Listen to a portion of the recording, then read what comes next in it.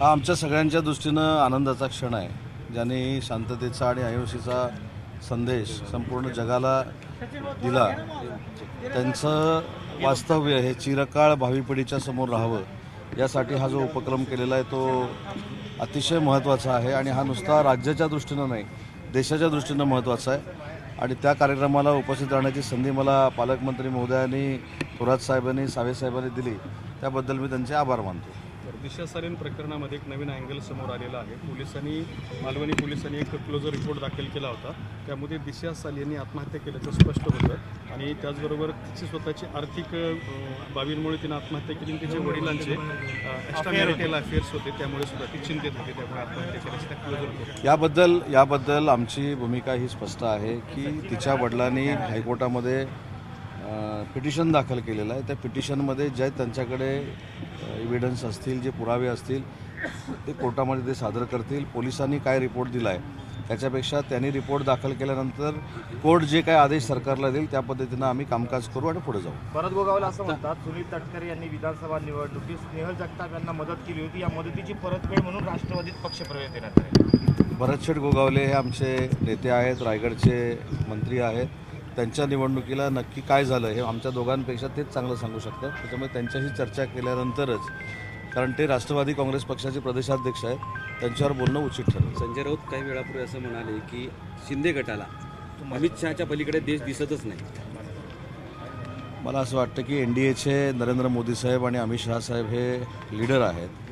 माननीय एकनाथ शिंदे साहेबांच्या नेतृत्वाखाली आम्ही काम करत असताना केंद्र शासनानं अमितभाईंकडे जे प्रस्ताव आम्ही दिले त्याला केंद्र शासनानं भरीव निधी आम्हाला उपलब्ध करून दिला. त्याच्यामुळे केंद्रामध्ये लिडरशिप ही नरेंद्र मोदी साहेबांची, अमित शहा साहेबांची आहे. आम्ही शिवसेना आणि भाजप युतीमध्ये आहोत, त्याच्यामुळे महायुतीचे नेते म्हणून आम्ही त्यांचा निश्चितच आदर करतो. वाघ्या कुत्र्याच्या समाधीचा वाद पेटलाय. काल उद्धव ठाकरे म्हणाले की या संदर्भात समिती नेमून निर्णय घ्यावा, मात्र संभाजी ब्रिगेड म्हणते की 1 मेच्या आसपास आम्ही ते काढणार वाघ्या कुत्रा. तर कोण काय म्हणतं ह्याच्यापेक्षा काल सांगण्यापेक्षा अगोदरच शासन म्हणून आम्ही सगळ्यांनीच असं सांगितलं आहे की त्याबाबत इतिहासकारांचं म्हणणं जाणून घेतलं पाहिजे, तज्ज्ञांना विचारलं पाहिजे. संभाजीराजेंनी आमच्या माहितीप्रमाणे एक पत्र माननीय मुख्यमंत्री महोदयांना दिलेलं आहे. मुख्यमंत्री महोदय इतिहासकारांशी चर्चा करतील. ज्या पद्धतीनं दोन्ही बाजूनं त्याचं महत्त्व सांगितलं, काय एका बाजूनं महत्त्व सांगितलं जात नाही आणि दुसऱ्या बाजूनं महत्त्व सांगितलं जातं आहे, त्या दोन्ही लोकांना बोलून देवेंद्रजी योग्य तो निर्णय घेतील. नितेश राणे ज्या पद्धतीने गेल्या अनेक दिवसांपासून वक्तव्य करतायत, तर आता भाजपचे अल्पसंख्याक अध्यक्ष जे प्यारेलाल आहे तेच आता त्यांच्या विरोधात तक्रार करतायत की हे असे वक्तव्य करणं योग्य नाही.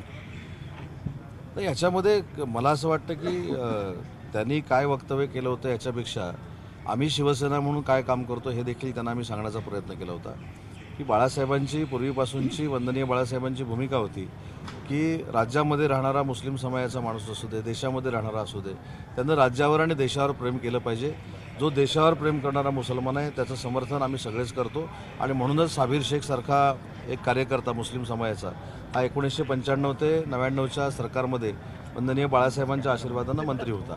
जे देशावर प्रेम करत नाहीत, जे पाकिस्तानी धार्जणी आहेत, जे पाकिस्तानवर प्रेम करतात, पाकिस्तानचे झेंडे नाचवतात आणि पाकिस्तानचं गुणगान गाणारे जी लोक आहेत त्यांच्याबद्दल आम्ही विरोधात आहोत. आणि ही काळ्या दगडावरची रेघ आहे. कुणाल कामरा जो आहे त्याला पोलिसांच्या 3 डिग्रीचा वापर करावा लागेल असं शंभूराज देसाई म्हटले, त्यामुळे टीका होते. नाही तर काही बोललं तरी टीका होते, पण कामरानं पण विचार केला पाहिजे ना काय बोललं पाहिजे. मला तर असं वाटतं की एकनाथ शिंदे साहेबांवर त्यांनी टीका केली हा भाग आपण बाजूला जर ठेवला, कदाचित तुमचा गैरसमज असं झाला असेल की एकनाथ शिंदे साहेबांवर टीका केली म्हणून आम्ही आक्रमक झालो. ते तर 100% आक्रमक झालेलोच आहोत, परंतु त्याची प्रवृत्ती बघा. अर्थमंत्री देशाच्या निर्मला सीतारामन एक महिला आहेत, त्यांच्यावर घाणेरड्या भाषेत त्यांनी टीका केलेली आहे.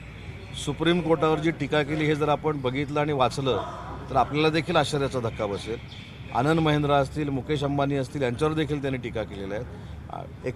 2 विमान कंपनीने त्याला त्याच्या लायकीप्रमाणे विमानात घ्यायचं नाही असा देखील निर्णय घेतलेला आहे.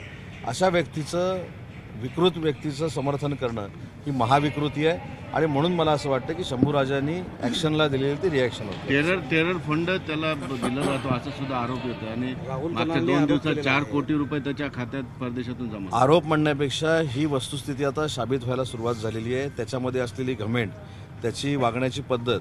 आणि म्हणून काल देखील आम्ही सांगितलं की बाबा शिंदे साहेबांवर टीका करायची असेल तर छत्रपती संभाजीनगरला येऊन कर, मुंबईमध्ये येऊन कर, कोल्हापूरमध्ये येऊन कर.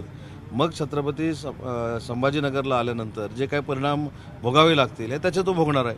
आणि म्हणून मला असं वाटतं की प्रत्येकानं अभिव्यक्ती स्वातंत्र्याच्या खाली किती बोलावं, किती पुढे जाऊन टोकाचं काम करावं, याला काही बंधनं आहेत. संविधानाचा आदर करणारे आम्ही सगळे आहोत. भारतरत्न डॉक्टर बाबासाहेब आंबेडकरांमुळेच आम्ही सगळे मंत्री आहोत. परंतु त्या संविधानामध्ये अभिव्यक्ती स्वातंत्र्य नक्की आहे, पण अभिव्यक्ती स्वातंत्र्यामध्ये कुणी कोणाची बदनामी केली, शिवीगाळ केली तर त्याला शिक्षा देखील आहे, हे देखील त्याच्यात दिलेलं आहे. त्याचं युट्यूब चॅनल बंद करावं असं राऊत यांनी मागणी केलेली आहे. नाही, या सगळ्या मागणींचा तपास मुंबई पोलीस चांगल्या पद्धतीनं करेल आणि त्याला योग्य ती शिक्षा ह्या सगळ्या प्रकारामध्ये होईल. स्वारगेटमध्ये जे एक पीडिता आणि मुलगी- फडणवीसांची जी जवळीक आहे आणि त्यामुळे उदय सामंत मला खूप डाऊटफुल वाटतात नेहमीच, असं ते म्हणाले. असं बोलले का हा, ते? yes, नाव काही लोकांना मी प्रचंड आवडायला लागलेलो आहे. एक 15 दिवसापूर्वी त्यांनी माझं कौतुक देखील केलेलं होतं. त्याच्यामुळे जी व्यक्ती माझं कौतुक करते, जी व्यक्ती मला मोठं करण्याचा प्रयत्न करते, त्याला मी शुभेच्छा देतो. पण एक महत्त्वाची गोष्ट पुन्हा एकदा सांगतो की मला माझ्या मर्यादा माहिती आहेत. आम्ही सगळे शिवसेनेमध्ये जे काम करतो ते त्यांना जे अपेक्षित नाही ते आम्ही काम करतो. ते म्हणजे माननीय एकनाथ शिंदेसाहेबांचे हात बळकट करणं, एकनाथ शिंदेसाहेबांना ताकद देणं आणि एकनाथ शिंदेसाहेबांचाच म्हणजेच वंदनीय बाळासाहेबांचा विचार हा महाराष्ट्राच्या कानाकोपऱ्यात पोचवणं. त्याच्यामुळं मला असं वाटतं की अशा हे कसं आहे, हे शाळेत आम्ही इथेच एकदा सांगितलं होतं, हे शाळेमध्ये जी आपण भांडणं लावतो ना, हा त्याच्याकडे बघितला नाही म्हणून तो नाराज झाला, ही असली सगळी राजकीय अपरिपक्वता आहे. त्याच्यामुळं असल्या बोलण्यानं माझ्यामध्ये आणि शिंदेसाहेबांमध्ये किंवा माझ्या सहकाऱ्यांमध्ये कधीही तेढ निर्माण होणार नाही, हे पुन्हा एकदा छत्रपती संभाजीनगरमध्ये मी सांगतो. एक गंभीर विषय असा आहे की पुणे अत्याचारातली मुलगी असं सांगते की पोलीस अधिकारी, तपास अधिकारी वारंवार अत्याचार कसा झाला हेच विचारतात. हे पत्र मला असं वाटतं की प्रधान सचिवांना लिहिलेलं व्हायरल झालेलं आहे. त्याच्यामुळं या पत्राची नक्की चौकशी केली गेली पाहिजे. अशा पद्धतीची वस्तुस्थिती असेल तर त्याच्यामध्ये जे कोण असतील, मी काय सांगतो, चौकशी करून जर कोण असतील तर त्यांच्यावर गुन्हे दाखल झाले पाहिजेत आणि अशा पीडित महिलेला न्याय दिला पाहिजे. पण या सगळ्या प्रकरणाची चौकशी झाली पाहिजे आणि तसे आदेश देखील मुख्यमंत्री आणि दोन्ही उपमुख्यमंत्र्यांनी दिलेले आहेत. सुदर्शन मुले जो आहे एबीपी माझा, उघडा डोळे बघा नीट.